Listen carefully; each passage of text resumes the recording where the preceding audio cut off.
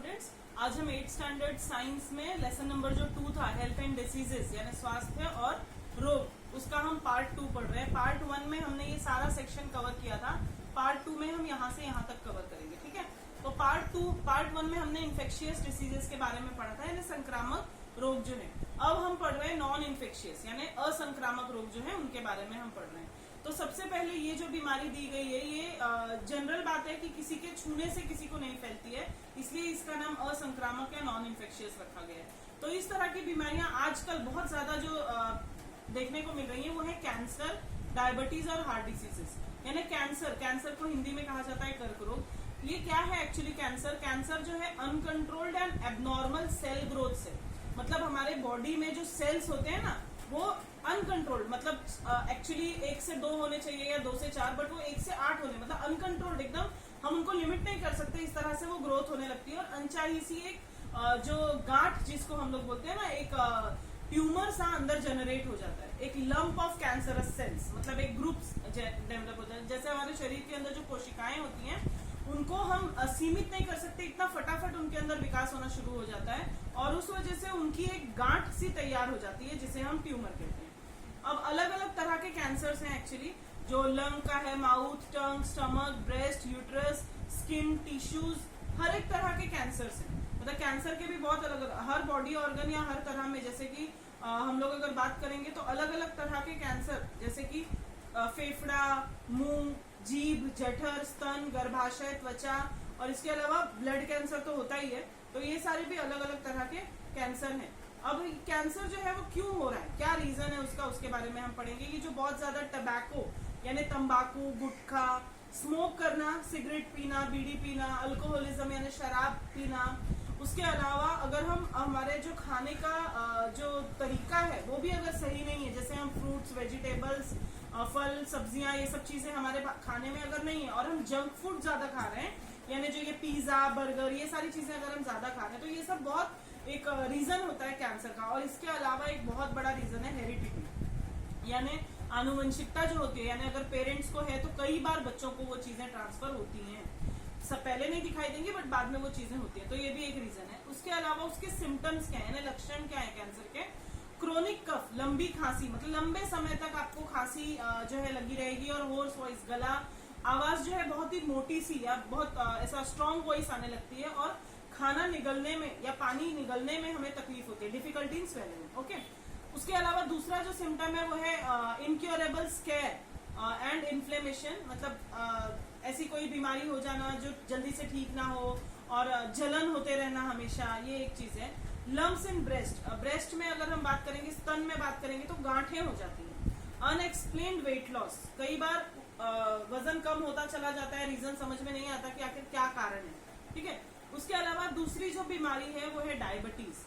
अब कैंसर को अगर रोकना है, उसको अगर ट्रीट करना है, पहले वाला ही हम आ रहे हैं कर्क रोग, इसमें अगर हमको ट्रीट करना है तो बहुत सारी टेक्नोलॉजी अब तो आ गई है, बहुत सारी तकनीकें, जैसे सीटी स्कैन करवाते हैं, MRI स्कैन करवाते हैं, मैमोग्राफी है, बायोप्सी है, तो बहुत सारे डायग्नोज कर सकते हैं, इससे हम ये पहचान सकते हैं कि कैंसर है या नहीं है। उसके अलावा अगर उसको ट्रीटमेंट देना है, उसको अगर उपचार उसके ऊपर करना है तो उसको कीमोथेरेपी बोलते हैं, रेडिएशन थेरेपी है, सर्जरी है, और भी है, रोबोटिक और लेप्रोस्कोपी तरह की भी चीजें होती हैं। और इनका नाम जो है करीब करीब ऐसे ही है सबका, रसायनोपचार है, किरणोपचार है, शल्य चिकित्सा है, सर्जरी है, लेप्रोस्कोपी सर्जरी है। तो मतलब इस तरह की चीजों से हम कैंसर को ठीक कर सकते हैं। दूसरी जो बात है, जो बीमारी है वो है यहाँ पे डायबिटीज है, यानी मधुमेह जिसको बोलते हैं। बहुत ज्यादा इंडिया में बढ़ने वाली बीमारी है ये।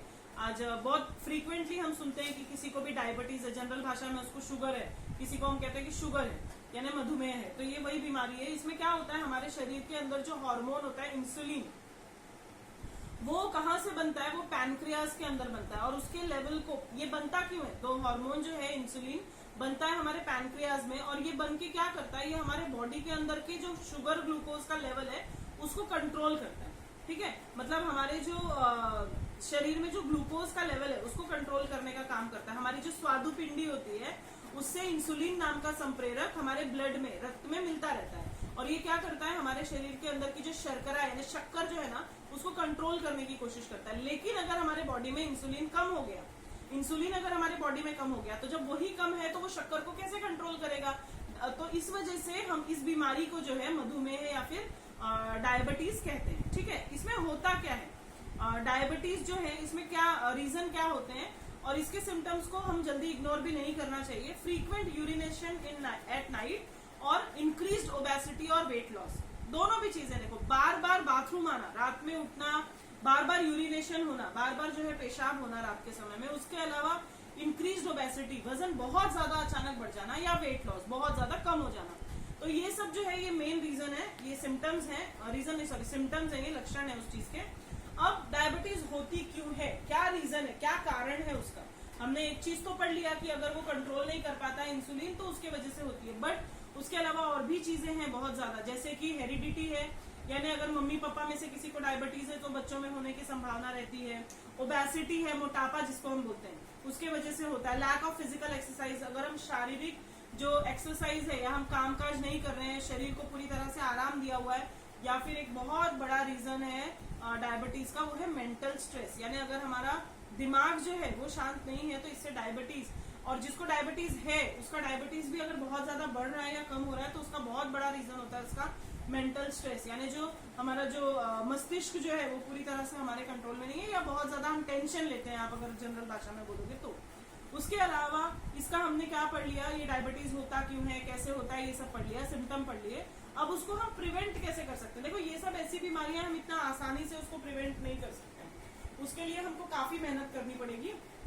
तो उसके उपाय क्या है, हमको प्रॉपर डाइट यानी संतुलित भोजन जिसको हम लोग बोलते हैं उस तरह का खाना खाना पड़ेगा, मेडिसिन लेनी पड़ेगी, दवाइयां, एक्सरसाइज करनी पड़ेगी, और वो भी एक्सरसाइज अपने हिसाब से हम नहीं कर सकते, उसको कंट्रोल में सुपरविजन ऑफ डॉक्टर्स उनके अंडर में हमको एक्सरसाइजेस करनी पड़ेगी, तब जाके कहीं डायबिटीज या मधुमेह जो है वो हमारा कंट्रोल हो सकता है, उसको हम रोक सकते हैं। ठीक है, अगली जो बीमारी जो नॉन इन्फेक्शियस है, जो असंक्रामक है, वो है हार्ट डिसीज। ये लगातार बढ़ने वाली बीमारियां हैं आजकल, बहुत ज्यादा कैंसर, डायबिटीज और हार्ट डिसीज बहुत बढ़ने वाली बीमारी है। हम हार्ट डिसीज के बारे में पढ़ रहे हैं, यानी कि हृदय विकार जिसको हम कहते हैं। इसका मतलब क्या होता है, जब हमारा हार्ट यानी हमारा हृदय जो है वो अच्छी तरह से काम ना कर पाए, वो बहुत अच्छी तरह से काम ना कर पाए, तो वो हार्ट डिसीजेस के अंडर में आता है, हृदय रोग के अंडर में आता है। तो उसको मतलब क्या होता है, ब्लड की सप्लाई, हार्ट का क्या काम है, वो आपके अंदर के ब्लड जो है ना उसको प्यूरिफाई करता है, यानी शुद्धिकरण। हृदय जो है हमारे शरीर के अंदर के रक्त का शुद्धिकरण करता है, पर अगर उसकी जो ताकत है वो कम हो जाए, जो उसकी कैपेसिटी है वो डिक्रीज हो जाए अगर, तो हार्ट जो है वो बराबर काम नहीं कर पाएगा। इसका मतलब उसके ऊपर प्रेशर आने लगेगा, स्ट्रेस आने लगेगा, और जिसकी वजह से हार्ट अटैक होने के पूरे चांसेस रहते हैं। If someone has heart attack, अगर किसी को हार्ट अटैक हो गया तो इमीडिएट तुरंत उसको हमको डॉक्टर के पास ले जाके उसका ट्रीटमेंट कराना बहुत ज्यादा जरूरी है, अगर किसी को हार्ट अटैक आया है तो। उसके बाद हम किस तरह के सिम्टम्स को इग्नोर नहीं कर सकते, क्या है, तो हम बोलेंगे कि नहीं इसको जाने दो। क्या नहीं जाने देना है हमको, किसका हमको ध्यान रखना जरूरी है, सीवियर चेस्ट पेन, अगर किसी के सीने में बहुत ज्यादा दर्द हो रहा है तो, चेस्ट इन शोल्डर, कंधों में अगर दर्द हो रहा है, खास करके आप ध्यान रखें अगर बाएं कंधे में दर्द हो रहा है, लेफ्ट शोल्डर में, तो वो बहुत डेंजरस है।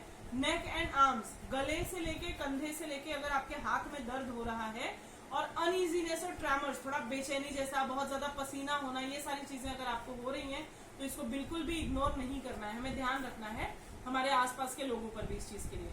उसके अलावा रीजंस क्या है, हार्ट अटैक जो आता है वो क्यों होता है, एक्चुअली होता क्यों है, अगर कोई बहुत ज्यादा स्मोक कर रहा है, सिगरेट बीड़ी ले रहा है, अल्कोहलिज्म यानी शराब पी रहा है, डायबिटीज है अगर किसी को, ये डायबिटीज और हाई बीपी जिसको हम लोग बोलते हैं, अगर किसी को शुगर की बीमारी है, मधुमेह है और हाई बीपी की दवाई, हाइपरटेंशन है अगर उसको, उच्च रक्तचाप जिसे बोलते हैं, या ओबेसिटी यानी मोटापा, तो ये सारे लोगों को बहुत जल्दी ये बीमारियां होती हैं। इसके अलावा अगर हम लोग बोलेंगे फिजिकल एक्सरसाइज अगर नहीं करता कोई, हेरिडिटी है, अगर किसी के मम्मी पापा को हार्ट डिसीजेज हैं तो उनके बच्चों को होने का बहुत चांस होता है।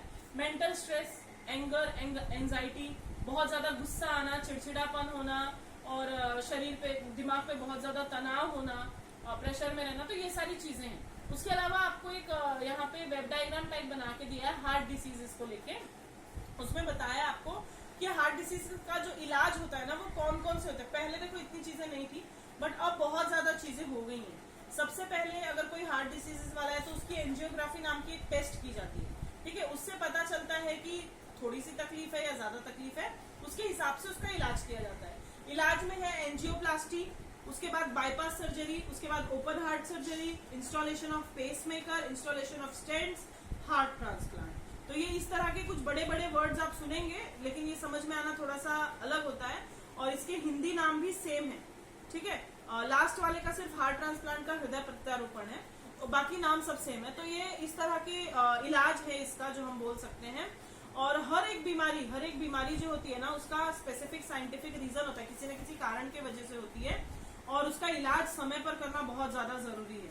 अगर किसी को हार्ट डिसीज है तो उसके फर्स्ट एड यानी प्राथमिक उपचार आपके बारे में दिया हुआ है। सबसे पहले 108 पे आपको कॉल करना है एम्बुलेंस के लिए, ठीक है।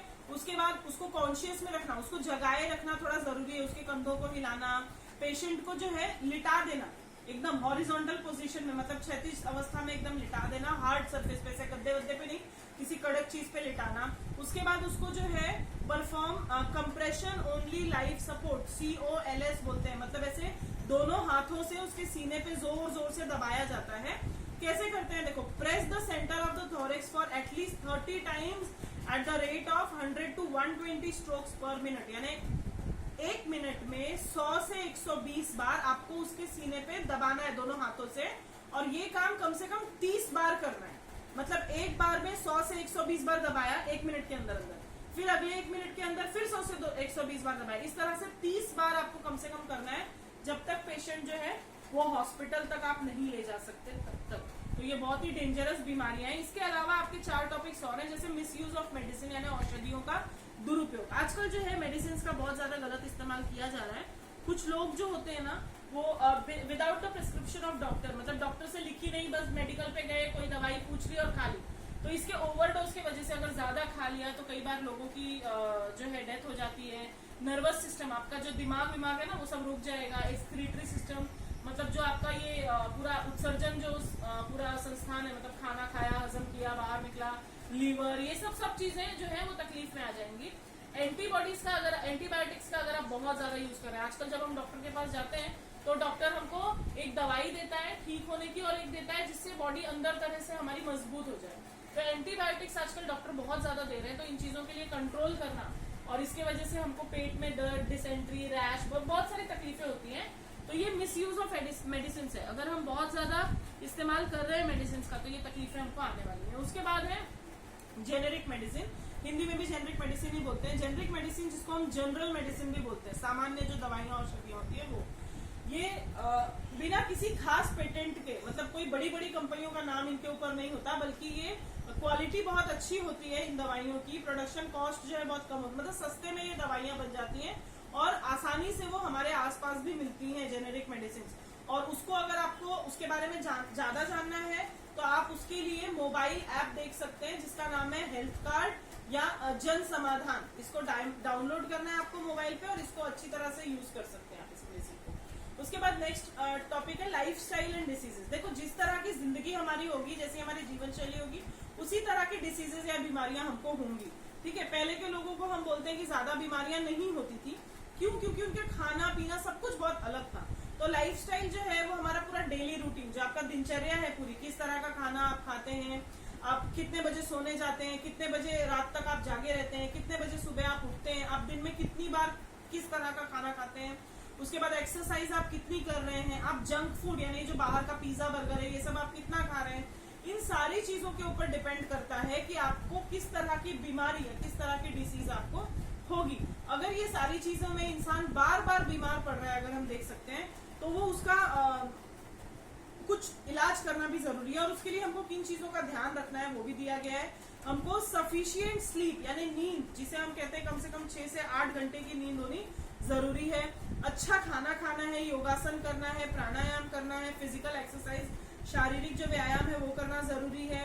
और हमको अपनी अपनी कैपेसिटी के हिसाब से, अब ये बात नहीं है कि कोई हार्ट डिसीज वाला आदमी है तो वो खूब सारी एक्सरसाइज करने लगे तो उसको तुरंत ही हार्ट की तकलीफ ज्यादा उभर जाएगी और मर जाएगा। तो इस तरह से लाइफस्टाइल और बीमारियों को ध्यान रखना हमको जरूरी है। उसके अलावा वैक्सीनेशन यानी जिसे हम टीकाकरण बोलते हैं, वो बहुत ज्यादा जरूरी है बीमारियों को रोकने के लिए। अभी हमने पढ़ा था कि इसके लिए वैक्सीन है, इसके लिए वैक्सीन है, अलग अलग इसके लिए वैक्सीन है, अलग अलग बीमारियों के लिए वैक्सीन है। और टीका जो है वो बच्चों को बचपन से ही 12 दिन पे एक इंजेक्शन है, ऐसा लगातार आप लोगों को कई सारे इंजेक्शन दिए जाते हैं और उसका ध्यान रखना भी जरूरी है। तो उसके बारे में आपको ज्यादा इंफॉर्मेशन कलेक्ट करनी है। और आप लोगों को कुछ डेट्स दी गई है, कुछ तारीखें दी गई हैं जिसको याद रखना है। जैसे कि अभी पेज नंबर 12 पे आपको 2 टॉपिक हैं। गवर्नमेंट जो है ना इंडिया की, उसने प्रधानमंत्री जन औषधि योजना बनाई है 1 जुलाई 2015 को। उसके बाद में इसके अनुसार हमको अच्छी टाइप की दवाइयां कम दामों में मिल सकती हैं। इसके लिए जन औषधि स्टोर भी खोले गए हैं जगह जगह पे। इंडिया की कंपनी है बहुत सारी जो जेनेरिक मेडिसिन, जो जेनेरिक दवाइयां हैं वो बना रही हैं। और अमेरिका में तो 80% मेडिसिन जो है वो जेनेरिक है, मतलब कम दामों में बनने वाली बीमारियां।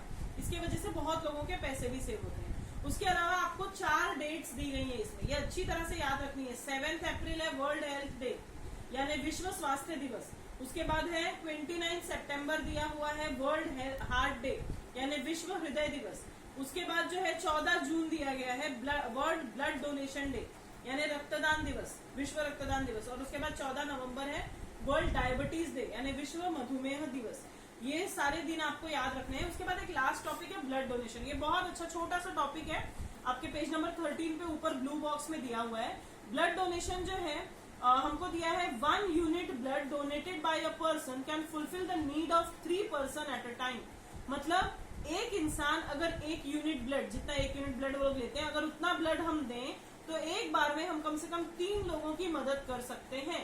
तो ये एग्जाम्पल है, उसमें से आरबीसी निकाला जाता है, डब्ल्यूबीसी और प्लेटलेट, 3 चीजें जिस इंसान को आरबीसी की जरूरत होगी। अभी इसके फुल फॉर्म आपको पता होंगे। आरबीसी यानी रेड ब्लड कॉर्पिसल्स है, डब्ल्यूबीसी यानी व्हाइट ब्लड कॉर्पिसल्स है, और प्लेटलेट्स तो प्लेटलेट्स से हमने पढ़ा है। आरबीसी और डब्ल्यूबीसी मतलब लाल रक्त कण और श्वेत रक्त कण, ठीक है। तो ये चीजों का इलाज हो सकता है उससे। उसके अलावा 1 can save the life of 12 person by donating the blood for 4 times a year. अगर साल में हम 4 बार अगर ब्लड डोनेट करते हैं तो मतलब हमने एक साल में कम से कम 12 लोगों की जान बचाई है। तो इस तरह से ब्लड डोनेशन बहुत ज्यादा इंपॉर्टेंट है और बहुत ज्यादा सबको इसमें ध्यान भी देना चाहिए। तो ये हमारा चैप्टर नंबर 2 था, हेल्थ एंड डिसीजेस, स्वास्थ्य और रोग विज्ञान का स्टैंडर्ड 8। Okay, thank you.